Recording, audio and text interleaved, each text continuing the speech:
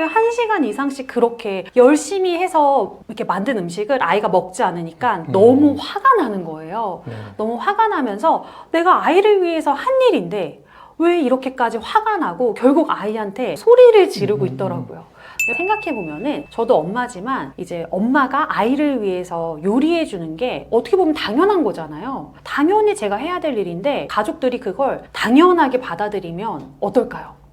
우선 내가 방향을 어떻게 잡아야 될지가 잡히지 않았기 때문에 수많은 선택지 중에서 어느 쪽으로 가야 될지 어머님들도 혼란스러워 하세요. 그래서 제가 두 번째 질문을 합니다. 투두리스트 계획표 좋은 거 다 알지만 안 되는 이유. 첫 번째는 너무 부모님의 기대로 채워져 있다. 두 번째, 아이의 수준보다 너무 높게 설정돼 있다. 보통 이 두 가지 때문에 투두리스트가 실패를 하거든요. 근데 이거를 문제집을 통해서 진짜 마주 앉아서 키우려고 하면은 너무 힘든데 이런 짝토리 시간에 그냥 게임처럼 하면은 아이가 굉장히 재밌어 합니다. 안녕하세요, 콩나물쌤입니다. 오늘은 13년차 특수교사이시자요 교육환경 구성 전문가로 활동하고 계시는 임가은 선생님 모셨습니다. 안녕하세요. 안녕하세요. 네, 저희 시청자 여러분께 인사 부탁드립니다. 안녕하세요. 13년차 초등 특수교사로 근무하고 있는 임가은입니다. 저는 교육환경 구성 전문가로도 활동을 하고 있는데요. 교육환경 구성 전문가가 낯서실 수도 있어요. 그런데 저는 모든 아이들은 스스로 하고 싶은 마음과 해낼 힘이 있다고 믿거든요. 그런데 마음이 있다고 해서 행동으로 다 가는 게 아니잖아요. 이 사이에 공간이 있는데 이 공간을 교육환경이란 방법으로 이어주는 역할을 하고 있는 사람입니다. 반갑습니다. 네, 선생님 두 자녀의 어머니시죠? 네, 맞습니다. 아, 그렇게 안 보이시는데 감사합니다. 근데 이 두 자녀를 기르시면서 네. 정말 아이를 위한 일이라고 열심히 하셨는데 네. 나중에 알고 보니까 사실은 나를 위한 일이었구나 깨달으셨다고 하셨어요. 맞습니다. 그게 어떤 일이었고 또 우리 부모님들께 어떤 메시지를 주신다면요? 제가 우선 첫째가 2학년이고 지금 둘째가 7살이에요. 근데 저희 첫째가 굉장히 빠르지 않고 느린 아이였거든요. 그러니까 저희 아이가 대근육도 느리고 소근육도 느리고 말도 느리고 심지어 불안도가 굉장히 높은 아이였어요. 첫째 아이를 낳은 부모님들이 다 공감하실 거예요. 아이를 위해서 해주고 싶은 게 너무 많잖아요. 제가 한마디로 거의 이유식에 미친 사람이었거든요. 이유식 때부터 미쳐가지고 아주 아이를 위해서 정말 해주고 싶은 것들을 다 쏟아부었는데도 아이 불안도가 점점 높아지는 거예요. 어느 정도로 이 이유식에 미쳐 있었냐면은 아침, 점심, 저녁에 같은 메뉴를 절대 쓰지 않았어요.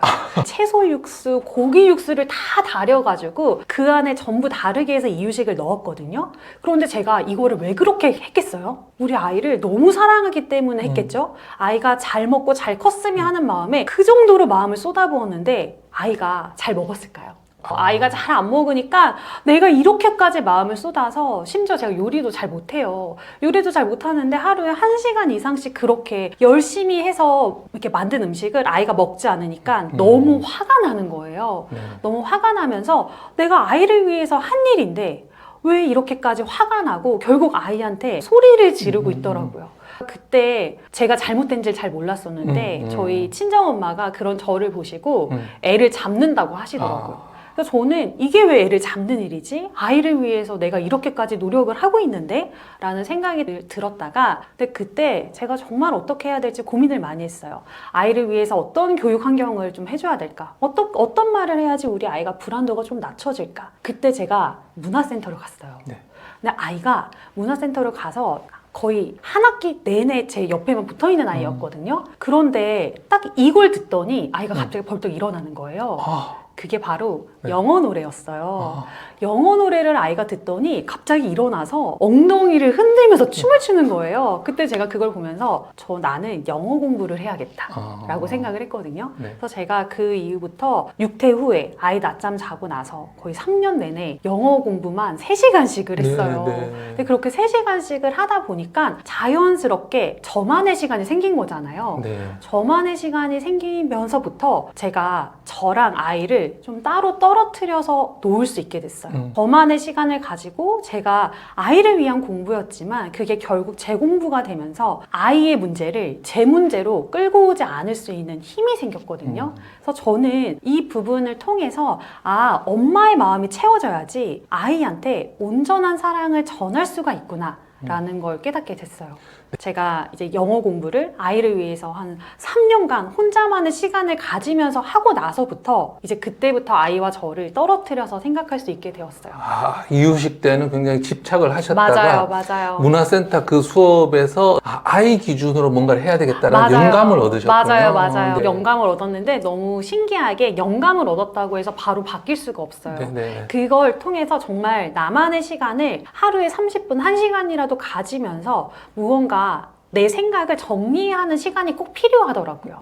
저는 그게 아이를 위한 영어 공부였는데 결국엔 그게 저를 위한 시간이 됐습니다. 아이 스스로 무언가 하는 것이 굉장히 중요하다고 항상 말씀을 하시는 걸로 알고 있습니다. 네. 그러면 선생님 자녀는 어떤 일들을 스스로 해왔고 또 할 수 있는지 그리고 그런 아이로 키우기 위해서 선생님은 어떻게 가르치셨나요? 우선 저희 아이들은 4살 때부터 혼자서 모욕하고 그리고 알아서 가방 챙기고 알아서 옷 입고 유치원과 학교 준비까지 다 마쳤고요.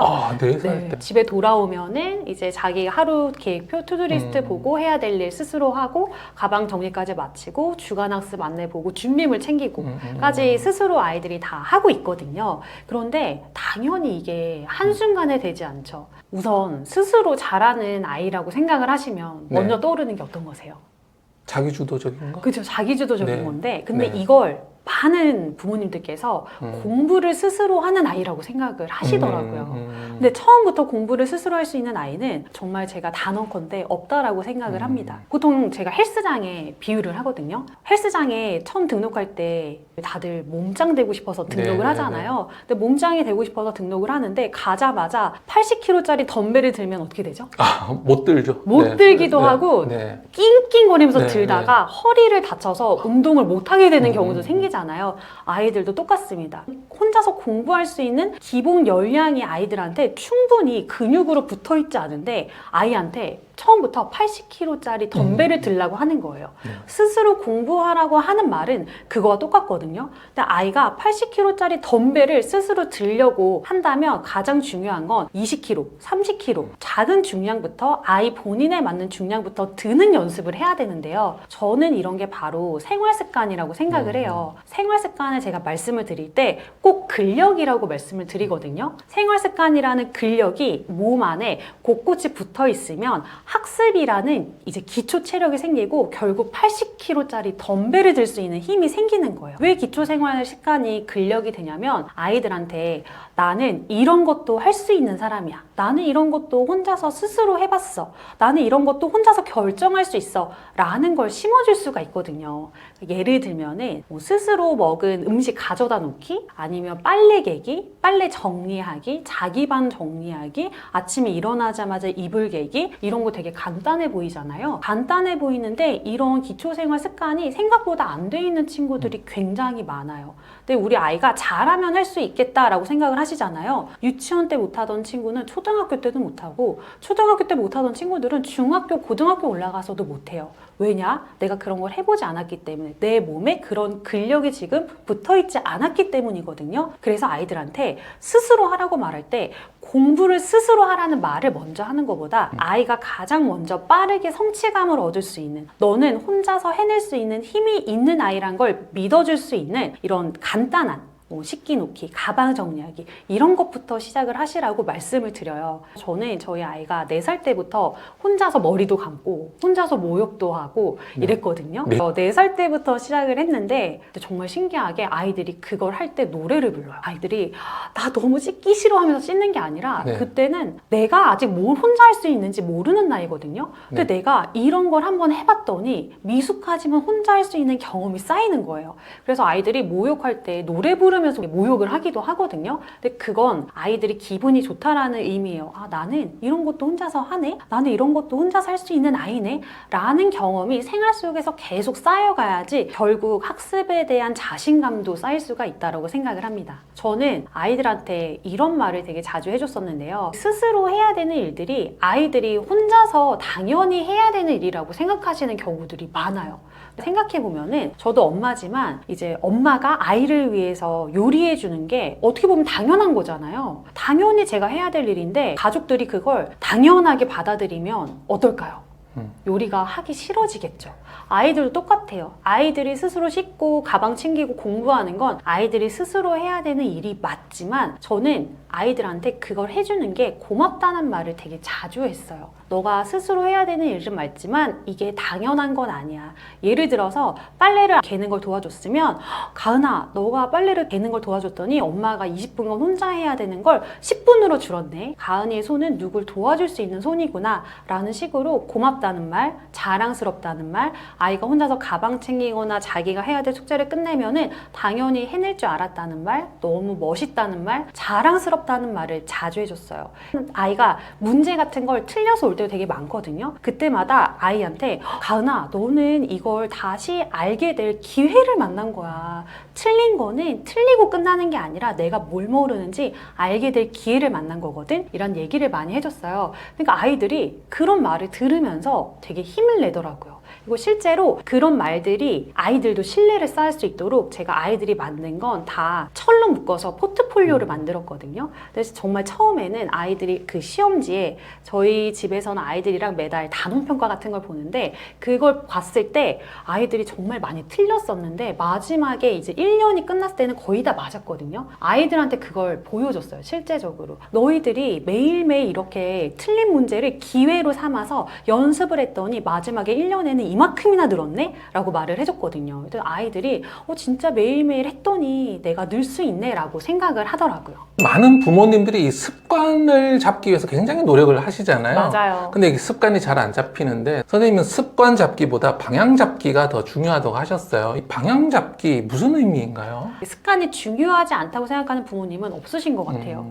그리고 모든 부모님들이 하시는 일들은 다 우리 아이를 사랑해서 하는 일들이거든요. 그게 과하던 과하지 않던 어떤 선택을 하시던 우리 아이를 사랑하기 때문에 다 하시는 선택이라고 생각이 들어요. 그런데 우리는 항상 고민에 빠지죠. 이게 우리 아이한테 맞는 선택일까? 이게 우리 아이한테 좀 잘못된 선택일까? 이런 거에 대해서 이제 종종 흔들리시곤 하는데요. 저는 이게 바로 방향을 먼저 잡지 않았기 때문이라고 생각을 해요. 그러니까 제가 많은 강연장을 다니면 어머님들께서 저한테 질문을 많이 하시는데 그 중에 3가지 질문이 있어요. 첫 번째, 선생님, 선행을 지금 하는 게 좋을까요? 두 번째, 선생님, 엄마표로 하다가 5학년이 됐는데 지금은 학원 가야겠죠? 세 번째, 선생님, 이제 중학교 가는데 중학교 한 바퀴를 다 돌려야 되는데 지금 늦은 걸까요? 라는 말씀을 많이 물어보시거든요. 그럼 그때 제가 다시 질문을 드려요. 어머니 생각은 어떠세요? 어머님 어떻게 하고 싶으세요? 그러면 어머님들이 대답을 못 하시거든요. 왜냐하면 선택이 너무 많기 때문이에요. 이거를 해야 되면 어떤 걸 해야 되고 우선 내가 방향을 어떻게 잡아야 될지가 잡히지 않았기 때문에 수많은 선택지 중에서 어느 쪽으로 가야 될지 어머님들도 혼란스러워 하세요. 그래서 제가 두 번째 질문을 합니다. 어머니, 우리 가은이가 어떤 어른으로 자라길 원하세요? 라고 이렇게 질문을 드리면 그때는 어머님이 생각을 하시다가 답을 찾아 나가세요.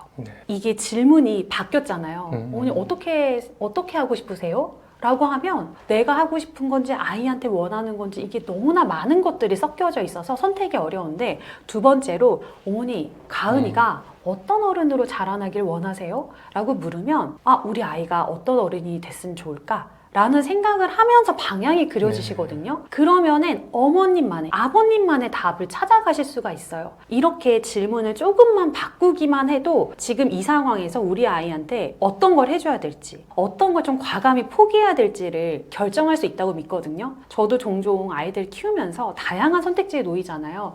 뭐 친구 문제나 아니면 학원 문제나 정말 다양한 문제들이 너무 많이 일어나잖아요. 근데 그때마다 저도 제 스스로에게 이렇게 물어봐요. 그래서 어떤 아이로 어떤 어른으로 자라나길 내가 원하는 걸까? 우리 아이는 나중에 커서 본인이 어떤 어른이 되고 싶을까? 라고 생각을 하면 제가 과감하게 포기하게 되는 경우도 있고 이거는 불편해서 정말 피하고 싶은데 마주보게 되는 용기를 가지기도 해요. 그래서 저는 방향을 먼저 잡고 가는 것, 근데 그 방향에 대한 질문을 생각을 해보시는 걸 너무 추천드립니다. 습관 잡기는 7대3 법칙으로 잡으라고 하셨습니다. 네네네, 7대3 맞습니다. 법칙인가요? 7대3 법칙은 제가 정말 많은 느린 아이들을 만나기도 하고 또 제가 직접 두 자녀를 키우면서 알게 된 황금 비율인데요. 우선 습관 잡기에 대해서 어머님들, 아버님들이 자주 실패하게 되는 원인 두 가지를 먼저 말씀을 드리고 싶어요. 투두리스트, 계획표 좋은 거 다 알지만 안 되는 이유. 첫 번째는 너무 부모님의 기대로 채워져 있다. 두 번째, 아이의 수준보다 너무 높게 설정돼 있다. 보통 이 두 가지 때문에 투두리스트가 실패를 하거든요. 근데 이 7대3 법칙은 조금 관점을 달리한 거예요. 저는 총 10가지의 목록표가 되어 있는 좀 시각화된 목록표 투두리스트를 사용하고 있어요. 아이들이 이렇게 손으로 밀면은 체크할 수 있는 투두리스트거든요. 근데 이 투두리스트 10가지 중에 7가지는 아이가 엄마나 아빠와 함께 하고 싶은 거, 3가지는 내가 아이에게 가르치고 싶은 비율부터 시작을 합니다. 7개는 아이가 원하는 네. 것, 3개는 엄마가 맞아요. 아이에게 가르치고 싶은 맞아요. 것. 네네. 처음에 많은 분들이 7가지 너무 많은 거 아닌가요? 라고 생각을 하시거든요. 네. 근데 미취학의 투두리스트를 가장 먼저 시작할 때 저는 이 7대3 비율을 추천을 드리는데요. 이 7대3 비율이 초등 버전에 대해서는 이야기를 조금 이따가 드릴게요. 우선 미취학 버전부터 설명을 드리자면 아이들이 투두리스트를 처음 시작할 때 가장 중요한 게 교육 방법, 화려한 교육 교재 이런 게 아니에요. 누가 가르치는지가 가장 중요하거든요. 가르치는 사람에 대한 신뢰와 애정이 있으면 교육 효과가 정말 극대화가 되는데요. 그런데 우리 엄마 아빠들이 이런 방법을 자주 잊어버려요. 우리가 엄마 아빠이기도 하지만 습관을 잡아주고 무언가를 가르쳐주는 아이의 첫 번째 교육자이기도 하거든요. 교육자로서 아이에게 신뢰나 애정을 먼저 쌓아가는 것이 우선인데 처음부터 방법, 교재를 들이미니까 아이들이 습관은 그냥 잡기가 어려운 거고 나랑은 거리가 먼 거구나 라는 생각이 들거든요. 그러니까 7대3에서 저희 아이가 저한테 했던 말이 나는 엄마랑 보드게임이나 뭐 줄넘기나 딱지치기나 종이접기나 이런 걸 하고 싶다라고 말을 했고 저는 3가지를 아이한테 한글 공부, 먹은 거 가져다 놓기, 가방 정리를 얘기를 했었어요. 근데 이런 식으로 아이가 원하는 게 어떤 건지 아이가 흥미있어하는 게 어떤 건지를 먼저 알아가면서 신뢰를 쌓아가면 돼요. 근데 너무 신기한 게 이렇게 신뢰와 애정을 쌓아가잖아요. 나중엔 제가칠이 되고 아이가 3가지로 바뀌게 돼요. 왜냐하면 교육에 대한 신뢰성이 이미 쌓였기 때문에 엄마가 하는 말에 대해 힘이 있는 거예요. 그래서 아이는 또 자기가 원하는 거를 엄마가 같이 해주는 사람, 내가 재밌어하는 거를 엄마가 함께 해주는 사람이란 믿음이 생겼기 때문에 엄마가 하자는 것에 대해서 크게 거부감 없이 특히 잔소리 없이 넘어갈 수가 있는 거예요. 근데 가장 중요한 건 첫 번째로 아이가 이렇게 원하는 게 어떤 건지 나랑 하고 싶은 게 어떤 건지를 캐치해서 그걸 먼저 신뢰롭게 쌓아가는 그 과정이 가장 중요합니다. 그리고 이제 초등 버전을 말씀을 드리자면 우리 미취학 친구들은 7대3으로 시작을 해도 좋은데 초등 버전도 똑같이 7대3인데 7에다가 꼭 해야 되는 학습 습관 4가지, 생활 습관 3가지, 그리고 나머지 3가지는 아이가 하고 싶은 3가지를 넣는 거예요. 투두리스트가 어른도 똑같거든요. 내가 해야만 되는 목록으로만 채워져 있으면 하기가 싫어요. 근데 좋은 투두리스트는 내일도 하고 싶은 투두리스트예요. 이 3가지를 아이가 다니고 싶은 학원이나 다니고 싶은 방과후 같은 거를 넣어도 좋아요. 자기가 하고 싶은 거 3가지를 적어놓고 내일도 이걸 할 수 있다고 생각하면 아이는 그 행동을 반복하고 싶어지거든요. 그걸 반복하는 게 결국 습관이 됩니다. 그래서 이런 비율의 법칙 그리고 아이가 좋아하는 것을 존중해서 넣어야 된다는 걸 잊지 않으셨으면 좋겠습니다. 짜투리 시간만 잘 보내도 아이가 크게 변할 수 있다고 하셨는데요. 맞습니다. 지금 짜투리 시간 어떻게 보내면 좋을까요? 우선 짜투리 시간은 남은 천조각, 남은 것이라는 뜻이 있는데요. 짜투리는 결국 일과와 일과 사이에 남은 시간을 뜻해요. 예를 들면 아이랑 뭐 음식을 시키고 기다리는 시간, 아니면 여행 가는 차 안, 아니면 병원 진료를 보기 전에 기다리는 시간, 이런 게 다 짜투리 시간일 수가 있어요.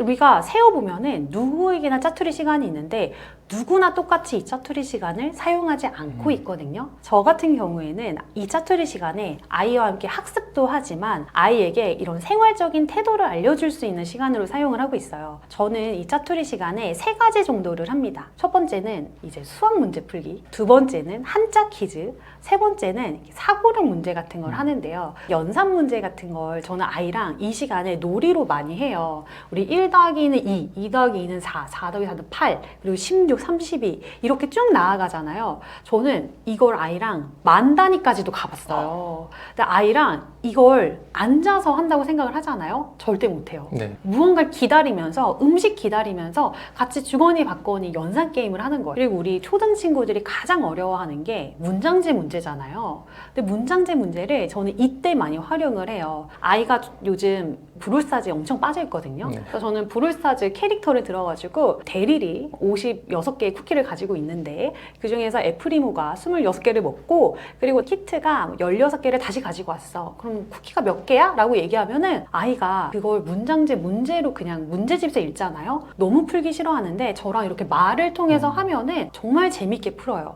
근데 더 중요한 거는 아이도 저한테 문제를 내거든요. 네. 스스로 문제를 내고 스스로 설명해 본 거는 제대로 이해하고 있다는 뜻이에요. 그걸 통해서 아이가 좀 어려운 문제도 자기가 말로 직접 엄마한테 내보는 경험을 통해서도 이런 수학적인 능력을 키울 수가 있거든요. 근데 이거를 문제집을 통해서 진짜 마주 앉아서 키우려고 하면은 너무 힘든데 이런 짜투리 시간에 그냥 게임처럼 하면은 아이가 굉장히 재밌어 합니다. 그리고 두 번째로는 저는 한자 퀴즈도 많이 내는데요. 한자 퀴즈라고 생각을 해보면 이렇게 아이랑 여행 가는 도중에 오늘 리조트에서 조식을 먹을 건데 조식이 어떤 한자로 되어 있게 이런 걸 물어보거든요. 그럼 아이가 아침조랑 먹을 식이랑 뭐 붙인 거 아니야? 라고 얘기하면 거기서 더 나아갈 수 있는 거예요. 아침조가 포함된 한자가 단어가 또 뭐가 있을까? 그럼 식이 포함된 단어는 뭐가 있을까? 누가 더 많이 내는지 문제 내보는 것도 하고 있고요. 근데 이걸 통해서 아이한테 생활 속에서 그리고 아이의 어휘 수준도 점검하고 제가 아이가 모르는 걸 알려주면서도 아이의 어휘감도 높여줄 수가 있어요.